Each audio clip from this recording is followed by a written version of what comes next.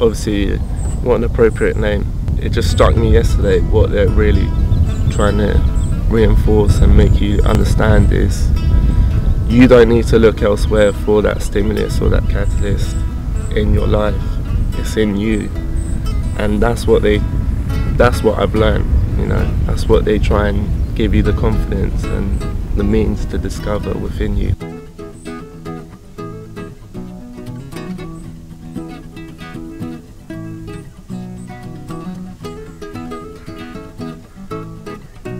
I suppose that was my initial thought, really. I thought it was more sort of a crash course on getting reconnected with nature. But then, obviously after that first session, that went out the window as I realised, no, this is about me here. It's almost like this is what we've been told what our life is going to be like, and I guess it's telling you to take a step back and actually rethink. Because it's sort of like you've sort of been told like the best thing for you to do is do your A-levels. Best thing for you to do is go to university. And then the university push your careers and then all it's at like, you. yeah, as soon as you get to university, it's all about what career are you going to do, what improve your job prospects straight away so that you can get the tough job. Yeah. And then perhaps you don't want that.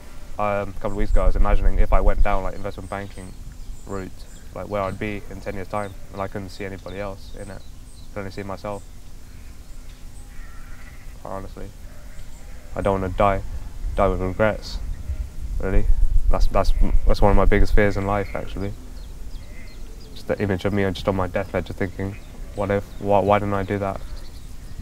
Why has my time run out? Why haven't I done all the things I could have done?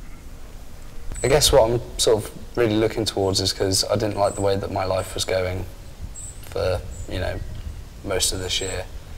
But then I lie in bed at night thinking there must be more. There must be more to this than I don't want to be in a job when I'm 50 and think that, oh, I've wasted my life.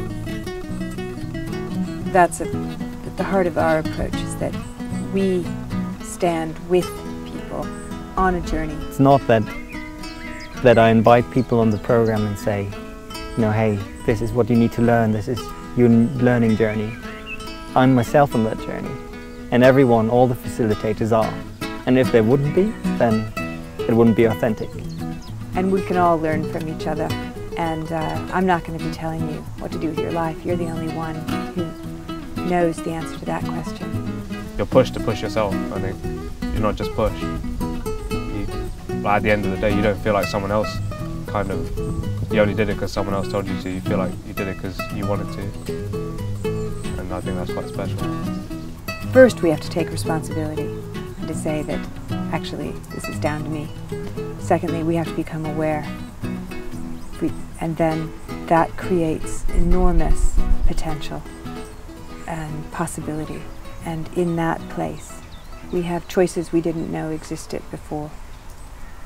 To do that, you need to go on a journey of exploration and to be willing to really look at yourself, what you care about, your strengths, but also your weaknesses, what is holding you back, and vision for yourself and for the world, the future you would like to see.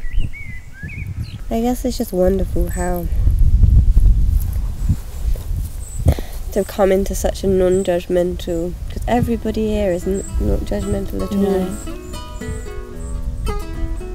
I didn't realise how much of a yearning I had in me to be connected with nature, really. It really does feel like a piece of my soul or something like that has been filled in now, just from understanding you're part of a greater thing here than what you're actually told or taught.